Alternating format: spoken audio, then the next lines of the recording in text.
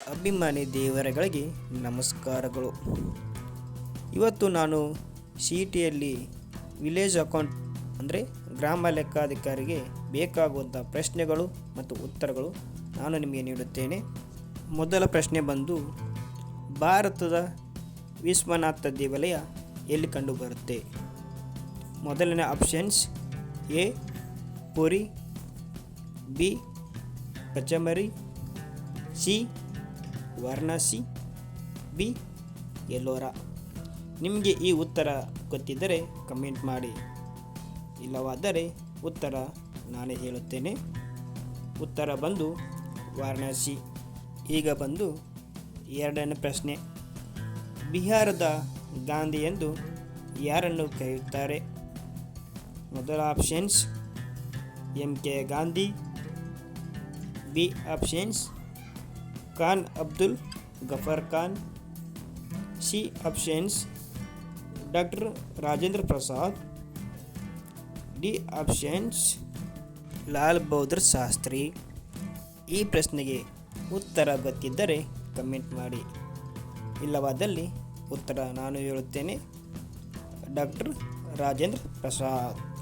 ಮೂರನೇ ಪ್ರಶ್ನೆ: WHO ಯಾವ ರೋಗವನ್ನು ಗ್ಲೋಬಲ್ ಹೆಲ್ತ್ ಎಮರ್ಜೆನ್ಸಿ ಎಂದು ಘೋಷಣೆ ಮಾಡಲಾಯಿತು? ಆಪ್ಷನ್ಸ್ ಬಂದು A AIDS, B Ebola, C ಕ್ಷಯರೋಗ, ಬಿ ಪಾರ್ಕಿನ್ಸನ್ಸ್.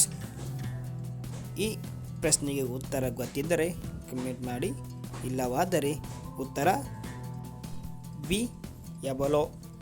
ಪ್ರಶ್ನೆ: ಭಾರತದ ಯಾವ ಆಟದೊಂದಿಗೆ ಫೆಡರೇಷನ್ ಕಪ್ ಸಂಬಂಧಪಟ್ಟಿದೆ? ಮೊದಲನೇ ಆಪ್ಷನ್ ಬಂದು ಎ ಬ್ಯಾಡ್ಮಿಂಟನ್, ಬಿ ಬಂದು ಫುಟ್ಬಾಲ್, ಸಿ ಹಾಕಿ, ಡಿ ಬಾಸ್ಕೆಟ್ಬಾಲ್.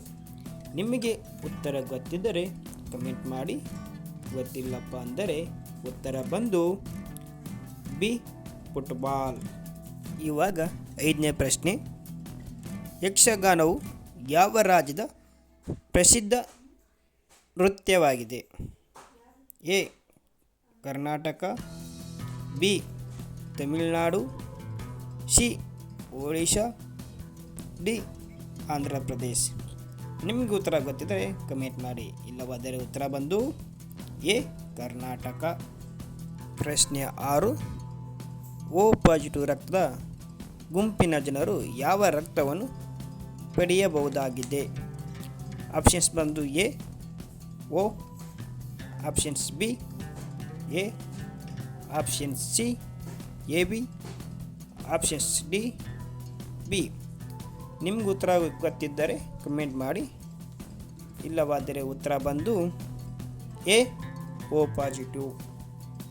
ಪ್ರಶ್ನೆ ಬಂದು 7: ರಾಷ್ಟ್ರಪತಿ ತಮ್ಮ ರಾಜೀನಾಮೆ ಪತ್ರವನ್ನು ಯಾರಿಗೆ ಸಲ್ಲಿಸಬೇಕು?